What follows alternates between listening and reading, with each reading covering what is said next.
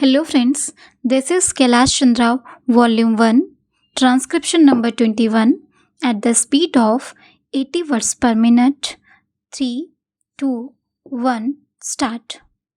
Now, coming back to the question of minorities, you will please find why this particular resolution has been so widely put in that it might include a religious minority as well, a linguistic minority as well, or an economic minority, as some honorable members rightly pointed out. Now, sir, a question arises whether there ought to be any such protection in so far as a particular type of minority is concerned. I shall deal with the question of minorities at some length, but you will please find, sir, what the honorable mover wants is that there ought to be a permanent minorities commission. It ought to be endowed with statutory powers. Therefore, sir, an attempt is being made for the first time by my honorable friend for driving a wedge between a community and a community. So far as the Constitution is concerned, as my honorable friend rightly pointed out, whenever the question of minorities arises, we have to be extremely careful. The Constitution is a very sacred document which has embodied all the different aspects of the common question of India's nationality. India is one in spite of different types of languages and religions. But in the midst of all these diversities, we have to develop a common nationality. Therefore, whenever we consider the question of the development of the nation and the interest of the nation, you cannot afford to think in terms either of religion or of language. It is true, sir, that there are different religions. It is also true that there are different languages. Therefore, a question arose, and the framers of the Constitution had to devise a constitution in the midst of the unity of India with certain diversities here and there.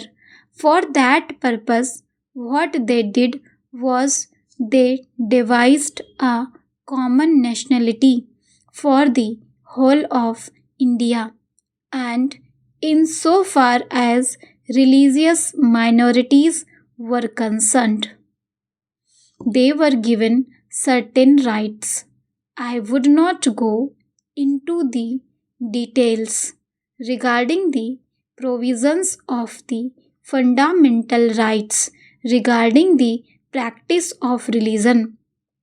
Certain rights have been given to the religious minorities, and beyond that, it would not be proper to bring in the religious minorities for political rights.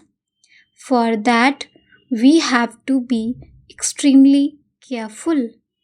I would also point out that while we have to develop a common nationality, the members of the Indian nation have to understand that we are one nation. Therefore, certain rights in respect of religious minorities were given. They were fundamental rights, and most of them are justiciable rights. Here we stopped so far as the religious rights were concerned. Then a question arose: what ought to be the attitude of not only the government but the society regarding the languages? It was true that there were certain interests of the regional languages. Now, these languages required to be developed, but they were not meant for dividing one man from the other. So, in 1956, when the states were formed to a certain extent on the basis of language, what was done was not to have a state with cent% people belonging to the regional language, because they were bound to be people belonging to different languages. That was the reason why this question was considered at great length, and the States Reorganization Commission also went into this question of linguistic minorities. It was bound to arise here and there because they were likely to feel that their rights and safeguards given to them might or might not be properly implemented. So, this question was considered first by the States Reorganization Commission, and they dealt with the question whether we should have a permanent minorities commission. They went into it very carefully and shrewdly. They found out that it would not be proper to set up a permanent minorities commission because the result, if not the actual effect, would be that a permanent wedge would be driven between one community and another community. So far as language minorities were concerned, they had a right so far as their own languages were concerned. They had also an obligation to understand the language of the majority in the particular state.